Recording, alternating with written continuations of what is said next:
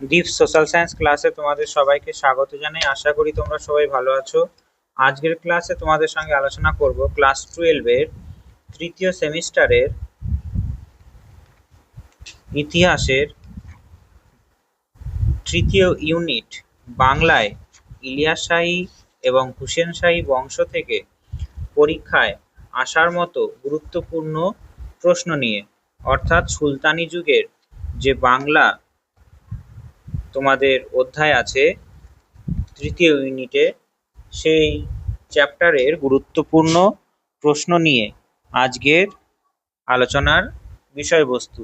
এই প্রশ্নগুলো যদি করো তাহলে পরীক্ষায় এর মধ্য থেকে প্রশ্ন আসবে এবং এই প্রশ্নগুলো করার সঙ্গে সঙ্গে সেই প্রত্যেকটা প্রশ্নের ব্যাখ্যাও আমি দেব, যার ফলে তোমাদের সুবিধা হবে কি যে কেন এই প্রশ্নের উত্তরটা এই উত্তর হলো। ঠিক আছে, ভিডিওটা স্কিপ না করে সম্পূর্ণ দেখো। এর আগেও আমি অনেকগুলো ক্লাস করিয়েছি, বিজয়নগর বাহমনি, সুফি সাধক, ভক্তিবাদ আন্দোলন, পর্যটকদের বিবরণ। তোমরা যারা দেখোনি তারা দেখে নিও। আজ ঠিক আছে, তবে শুরু করা যাক আজকের ক্লাস সুলতানি যুগের বাংলা থেকে গুরুত্বপূর্ণ প্রশ্ন নিয়ে। তবে দেখো, সুলতানি যুগের বাংলা অর্থাৎ বাংলার ইলিয়াস শাহী ও হুসেন শাহী বংশ থেকে কি কি গুরুত্বপূর্ণ প্রশ্ন তোমাদের পরীক্ষায় আসার সম্ভাবনা আছে। প্রথম প্রশ্ন, ইলিয়াস শাহী বংশের অবসান ঘটেছিল কত সালে? উত্তর হবে 1415 খ্রিস্টাব্দে। 1415 খ্রিস্টাব্দে প্রথম পর্বে ইলিয়াস শাহী বংশের শেষ সুলতান সাইফুদ্দিন হামজা শাহের মৃত্যুর পর রাজ্যে বিশৃঙ্খলা দেখা যায় এবং 1415 খ্রিস্টাব্দে রাজা গণেশ ক্ষমতা দখল করলে এই রাজবংশ প্রথম পর্বের অবসান ঘটে। পরবর্তীতে 1435 খ্রিস্টাব্দে আবার পরবর্তী ইলিয়াস শাহী বংশের প্রতিষ্ঠিত হয়েছিল। 2 নম্বর প্রশ্ন, বখতিয়ার খলজি বাংলার কোন স্থানে প্রথম রাজধানী স্থাপন করেছিলেন? উত্তর হবে দেবকোট। 1204 থেকে 1205 খ্রিস্টাব্দে নদিয়া বা নবদ্বীপ জয়ের পর বখতিয়ার খলজি লক্ষণাবতী বা গৌড়ে অধিকার করেন এবং এর কাছেই অবস্থিত দেবকোট বর্তমানে দক্ষিণ দিনাজপুরে তার প্রথম প্রশাসনিক রাজধানী স্থাপন করেন। 3 নম্বর প্রশ্ন, শামসুদ্দিন ইলিয়াস শাহ কত খ্রিস্টাব্দে স্বাধীন ইলিয়াস শাহী বংশ প্রতিষ্ঠা করেন? 1342 খ্রিস্টাব্দে করেছিলেন। 1342 খ্রিস্টাব্দে লখনৌতির সিংহাসন অধিকার করে শামসুদ্দিন ইলিয়াস শাহ বাংলায় স্বাধীন ইলিয়াস শাহী রাজবংশের সূচনা করেন। 4 নম্বর প্রশ্ন, কোন সুলতান সর্বপ্রথম সমগ্র বাংলাদেশকে বাঙ্গালাহ নামে একীভূত করেন? উত্তর হবে শামসুদ্দিন ইলিয়াস শাহ। ইলিয়াস শাহ আগে বাংলা লখনৌতি, সাতগাঁও ও সোনারগাঁও এই 3টি ভাগে বিভক্ত ছিল। তিনি এই 3টি অংশকে জয় করে সর্বপ্রথম একীভূত করেন এবং বাঙ্গালাহ নাম দেন। 5 নম্বর প্রশ্ন, ইলিয়াস শাহকে শাহ-ই-বাঙ্গালাহ উপাধি কে দিয়েছিলেন? জিয়াউদ্দিন বার্নি দিয়েছিলেন। সমকালীন দিল্লির ঐতিহাসিক শামস-ই-সিরাজ আফিক তার তারিখ-ই-ফিরোজ শাহী গ্রন্থে ইলিয়াস শাহকে সমগ্র বাংলা শাসক হিসাবে শাহ-ই-বাঙ্গালাহ বা সুলতান-ই-বাঙ্গালাহ বলে উল্লেখ করেছিলেন।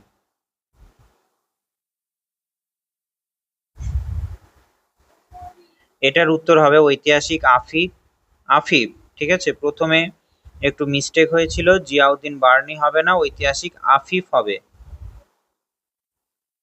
ইলিয়াস শাহকে শাহ-ই-বাঙ্গালাহ উপাধি দিয়েছিলেন। 6, দিল্লির কোন সুলতানের বিরুদ্ধে ইলিয়াস শাহ একজোটে দুর্গে আশ্রয় নিয়েছিলেন? ফিরোজ শাহ তুগলকের সময় দুর্গে আশ্রয় নিয়েছিলেন। দিল্লির সুলতান ফিরোজ শাহ তুগলক যখন বাংলা আক্রমণ করেন তখন ইলিয়াস শাহ তার বিরুদ্ধে সম্মুখ সমরে না গিয়ে দুর্ভেদ্য একডালা দুর্গে আশ্রয় নিয়েছিলেন এবং সফলভাবে প্রতিরোধ গড়ে তোলেন।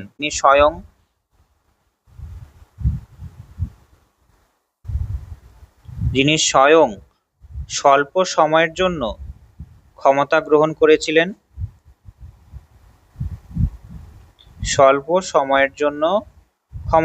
করেছিলেন। বাংলার একমাত্র হিন্দু সুলতান কে ছিলেন যিনি স্বল্প সময়ের জন্য ক্ষমতা গ্রহণ করেছিলেন? উত্তর হবে রাজা গণেশ। ইলিয়াস শাহী বংশের দুর্বলতার সুযোগ নিয়ে দিনাজপুরে ভাতুরিয়ার জমিদার রাজা গণেশ বাংলার ক্ষমতা দখল করেন এবং তিনিই ছিলেন সুলতানি আমলের একমাত্র হিন্দু শাসক। ৮ নম্বর, হোসেন শাহী রাজবংশের প্রতিষ্ঠাতা কে ছিলেন? আলাউদ্দিন হোসেন শাহ ছিলেন হোসেন শাহী রাজবংশের প্রতিষ্ঠাতা। ১৪৯৩ খ্রিস্টাব্দে হাবশি শাসনের অবসান ঘটিয়ে সৈয়দ হোসেন বাংলার সিংহাসনে বসেন এবং আলাউদ্দিন হোসেন শাহ নাম ধারণ করে হুসেন শাহী বংশের প্রতিষ্ঠা করেছিলেন। ৯ নম্বর, কোন সুলতানের শাসনকালকে সুলতানি আমলের স্বর্ণযুগ বলা হয়?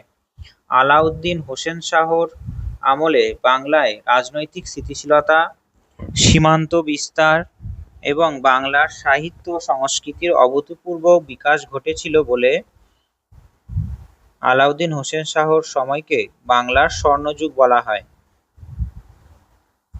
১০ নম্বর, ইবন বতুতা বাংলাকে কি নামে অভিহিত করেছেন?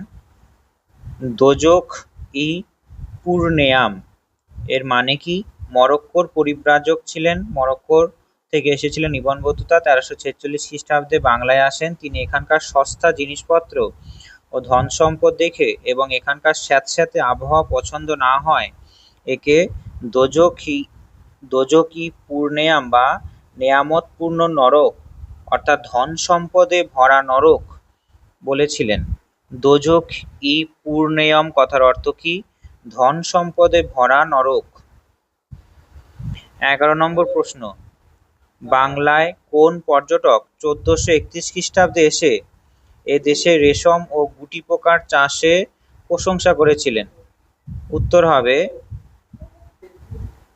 মা হুয়ান। তিনি ছিলেন একজন চীন দেশের পর্যটক। বাংলায় এসেছিলেন ১৫ শতকের শুরুতে। আদিনা মসজিদ কে নির্মাণ করেছিলেন? নির্মাণ করেছিলেন সিকন্দর শাহ। তিনি আদিনা মসজিদ নির্মাণ করেছিলেন।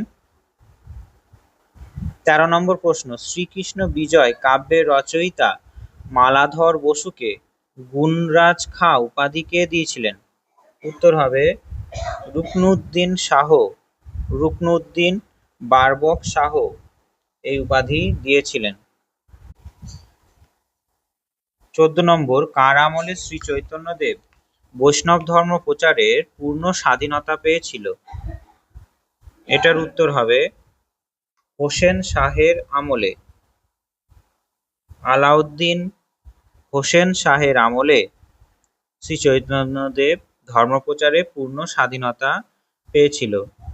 তিনি বলেছিলেন যে চৈতন্যদেব তিনি কোনো রকম বাধা ছাড়াই বৈষ্ণব ধর্ম প্রচার করতে পাবেন। ১৫ নম্বর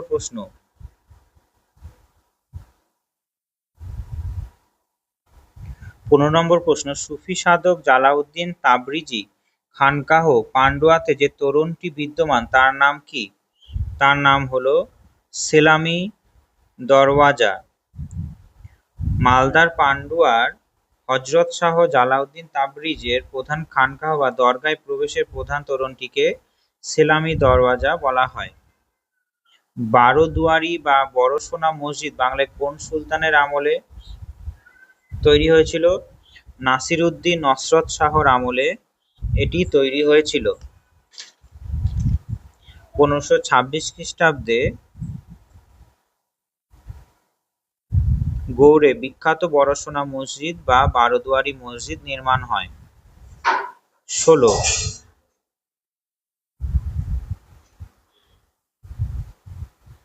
কোন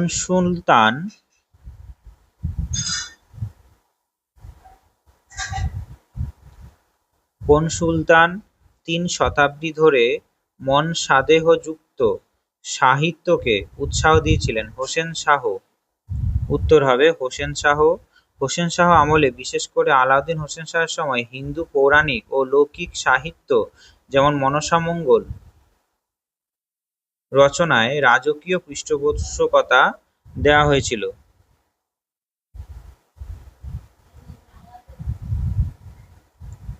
18, বাংলার সুলতানি আমলে রৌপ্য মুদ্রার নাম কি ছিল? 18 নম্বর প্রশ্ন, উত্তর হবে তঙ্কা। দিল্লি সুলতান ইলতুৎমিশের সময় থেকেই ভারতে রৌপ্য মুদ্রাকে তঙ্কা বা টাকা বা তামা মুদ্রাকে জিতল বলা হতো। রৌপ্য মুদ্রাকে তঙ্কা বা টাকা এবং তামার মুদ্রাকে জিতল বলা হতো। বাংলাতেও রৌপ্য মুদ্রা তঙ্কা নামেই পরিচিত ছিল। 19, একলাখী মসজিদ কোথায় অবস্থিত? একলাখী মসজিদ অবস্থিত পান্ডুয়াতে। প্রাচীন বাংলার রাজধানী পান্ডুয়ায়, বর্তমান মালদা জেলা, এই ঐতিহাসিক একলাখী মসজিদটি অবস্থিত। এটি রাজা গণেশের পুত্র জালালউদ্দিন মোহাম্মদ শাহের সমাধিসৌধ বলে পরিচিত। 20 নম্বর প্রশ্ন, বাংলার কোন সুলতানকে বাংলার আকবর বলা হয়? হোসেন শাহকে বলা হয়। তিনি উদার ধর্মীয় নীতি, হিন্দু মুসলিম সম্প্রীতি রক্ষা এবং শিল্প সাহিত্যের অভূতপূর্ব বিকাশের কারণে আলাউদ্দিন হোসেন শাহকে ভারতের মুঘল সম্রাট আকবরের সাথে তুলনা করে বাংলার আকবর বলা হয়। 21 নম্বর প্রশ্ন, বখতিয়ার খলজি কয়জন অশ্বারোহী নিয়ে নবদ্বীপ আক্রমণ করেছিলেন? প্রায় 18 জন নিয়ে। ঐতিহাসিক মিনহাজ উস সিরাজের তবকাত-ই-নাসিরি গ্রন্থ অনুযায়ী বখতিয়ার খলজি এত দ্রুত গতিতে এগিয়েছিলেন যে তার মূল বাহিনীর মাত্র 18 জন অশ্বারোহী তার সাথে নদিয়ার প্রাসাদে পৌঁছাতে পেরেছিল। বখতিয়ারের কাণ্ড নয়। বখতিয়ারের ভয়ে কোন রাজা পালিয়ে গিয়েছিলেন?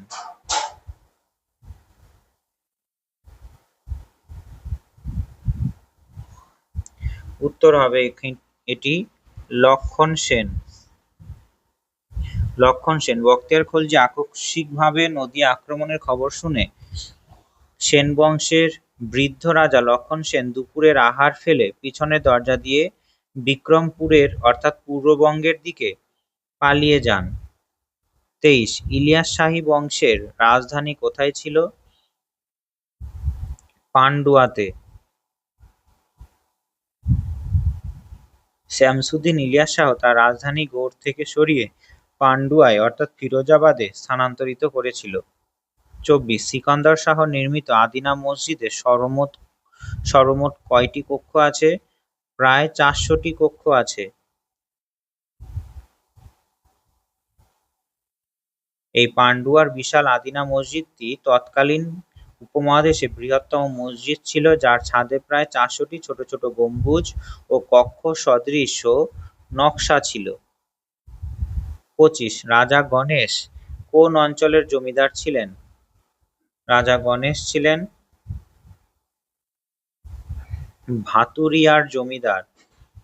উত্তরবঙ্গের দিনাজপুর ও ভাতুরিয়া অঞ্চলে এক প্রভাবশালী হিন্দু জমিদার বা সামন্ত রাজা ছিলেন তিনি। 26, বড় সোনা মসজিদ কোন সুলতানের আমলে নির্মিত হয়েছিল? নসরত শাহের সময় নির্মিত হয়েছিল। 27 নম্বর প্রশ্ন, সুলতানি আমলে বাংলায় প্রশাসনিক স্তরের সর্বনিম্ন একক কোনটি ছিল? গ্রাম ছিল। যে কোনো প্রাচীন ও মধ্যযুগীয় শাসন ব্যবস্থার মতোই সুলতানি আমলে শাসনের সবচেয়ে ছোট বা সর্বনিম্ন একক ছিল গ্রাম। কয়েকটি গ্রাম নিয়ে গঠিত হতো পরগনা। 28, হোসেন শাহের হিন্দু প্রধান সচিব কে ছিলেন? সনাতন গোস্বামী। আলাউদ্দিন হোসেন শাহের প্রধান সচিব ছিলেন দবির-ই-খাস সনাতন গোস্বামী এবং তার ভাই রূপ গোস্বামী ছিলেন শাকর মল্লিক বা অর্থমন্ত্রী। 29, মহাভারতের পাঁচালী কাব্যের রচয়িতা কবীন্দ্র পরমেশ্বর কার পৃষ্ঠপোষকতা পেয়েছিলেন? উত্তর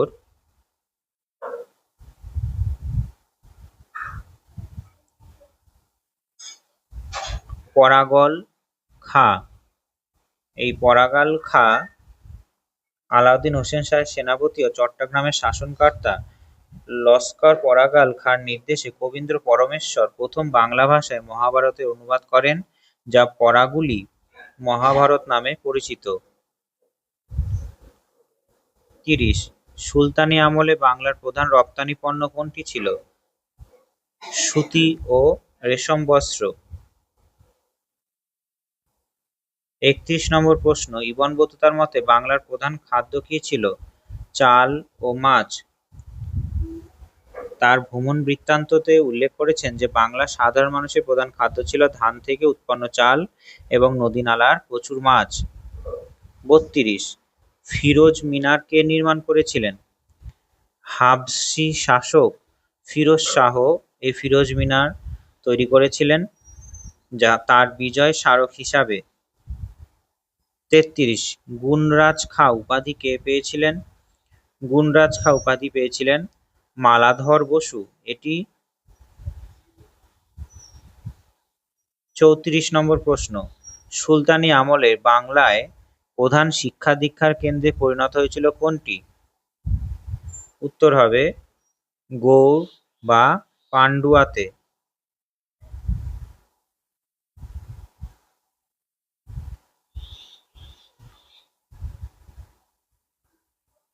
এটা গৌড় বা পান্ডুয়াতে হবে না, এটা হবে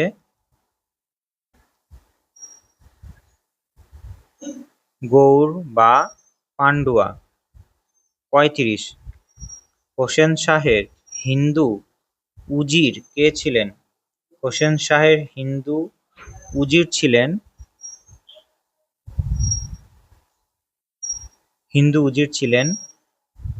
কে হবে এখানে উত্তর? এখানে উত্তর হবে গোপীনাথ বসু। এখানে অপশনে নেই, উত্তর হবে গোপীনাথ বসু। ৩৬ রামায়ণের বাংলা অনুবাদ কার জন্য বিখ্যাত? রামায়ণের বাংলা অনুবাদ বিখ্যাত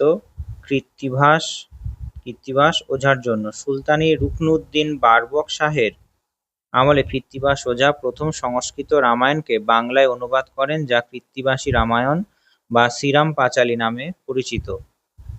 ৩৭ নম্বর প্রশ্ন, ছোট সোনা মসজিদ কোন সুলতানের আমলে নির্মিত হয়েছিল? উত্তর হবে আলাউদ্দিন হোসেন শাহের আমলে নির্মিত হয়েছিল।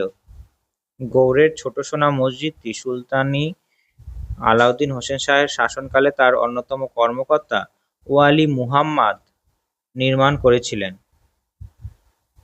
ওয়ালি মুহাম্মদ। ৩৮ হোসেন শাহী বংশের শেষ সুলতান কে ছিলেন? গিয়াসউদ্দিন মাহমুদ শাহ ছিলেন হোসেন শাহী বংশের শেষ সুলতান। ৩৯ সুলতানি আমলে মুসলিম সমাজে হিন্দু সমাজ থেকে ধর্মান্তরিতদের কি বলা হতো? উত্তর হবে ধর্মান্তরিত যারা হয়ে যেত হিন্দু ধর্ম থেকে তাদের বলা হতো গরশাল।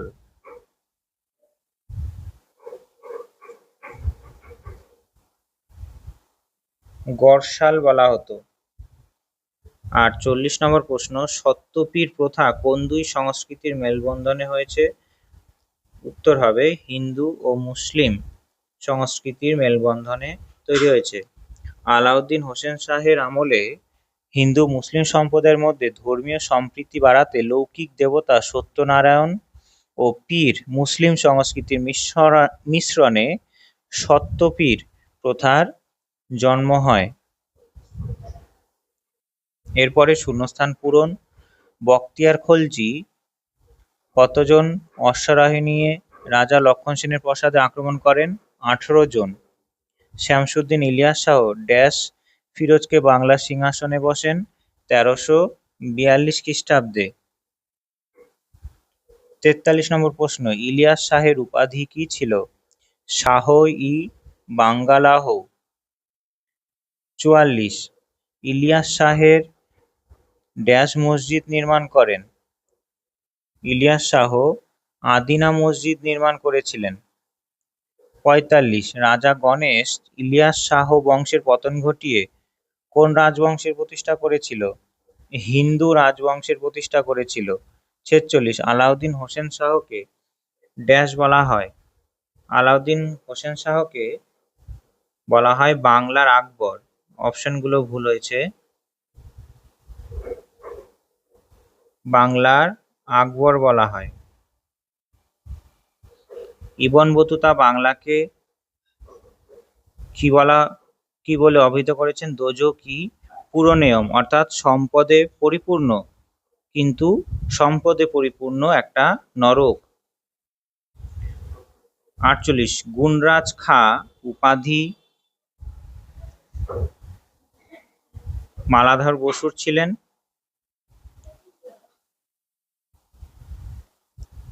এবং তার বিখ্যাত গ্রন্থ কি ছিল?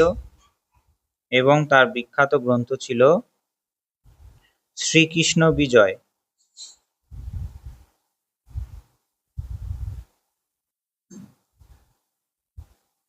49, হোসেন শাহ আমলে হিন্দু প্রধান সচিব কে ছিলেন? হিন্দু প্রধান সচিব ছিলেন সনাতন গোস্বামী। কীর্তিবাজ ওঝা সংস্কৃতে মহাভারত কাব্যটি বাংলায় অনুবাদ করেছিলেন। 51, গিয়াসউদ্দিন আজম শাহ চীন সম্রাটের কাছে কি পাঠিয়েছিলেন? দূত পাঠিয়েছিলেন। 52 নম্বর প্রশ্ন, সিকান্দার শাহ নির্মিত আদিনা মসজিদ কোন জেলায় অবস্থিত? মালদা জেলায় অবস্থিত। 53, স্বর্ণযুগ বলতে বাংলার কোন আমলকে বোঝানো হয়? হোসেন শাহীর শাসনকালকে বলা হয়।